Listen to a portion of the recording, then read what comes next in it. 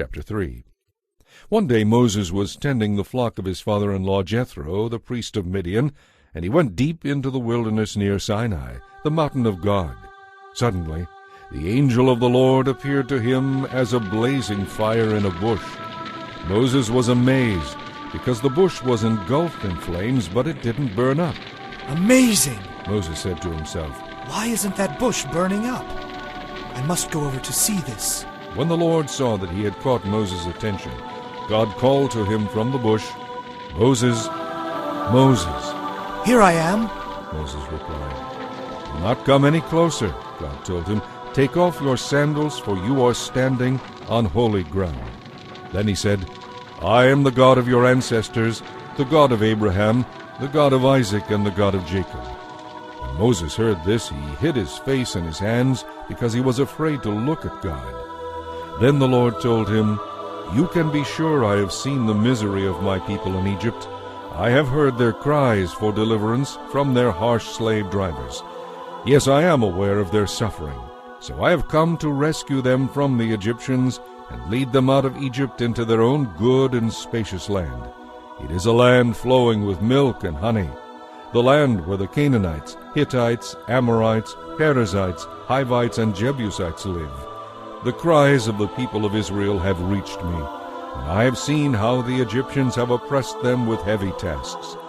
Now go, for I am sending you to Pharaoh. You will lead my people, the Israelites, out of Egypt. But who am I to appear before Pharaoh? Moses asked God.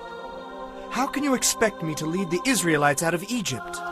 Then God told him, I will be with you, and this will serve as proof that I have sent you.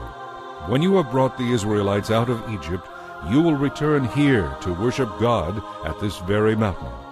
But Moses protested, If I go to the people of Israel and tell them, The God of your ancestors has sent me to you, they won't believe me. They will ask, Which God are you talking about? What is his name? Then what should I tell them? God replied, I am the one who always is. Just tell them, I am has sent me to you. God also said, Tell them, the Lord, the God of your ancestors, the God of Abraham, the God of Isaac, and the God of Jacob, has sent me to you. This will be my name forever. It has always been my name, and it will be used throughout all generations. Now go and call together all the leaders of Israel.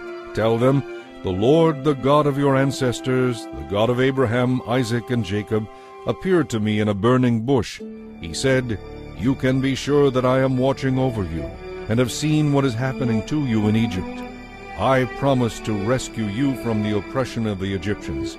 I will lead you to the land now occupied by the Canaanites, Hittites, Amorites, Perizzites, Hivites, and Jebusites, a land flowing with milk and honey. The leaders of the people of Israel will accept your message. Then all of you must go straight to the king of Egypt and tell him, The Lord, the God of the Hebrews, has met with us. Let us go on a 3-day journey into the wilderness to offer sacrifices to the Lord our God. But I know that the king of Egypt will not let you go except under heavy pressure. So I will reach out and strike at the heart of Egypt with all kinds of miracles. Then at last he will let you go. I will see to it that the Egyptians treat you well.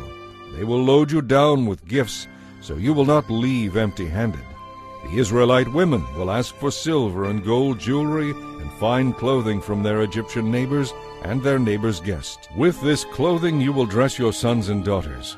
In this way you will plunder the Egyptians.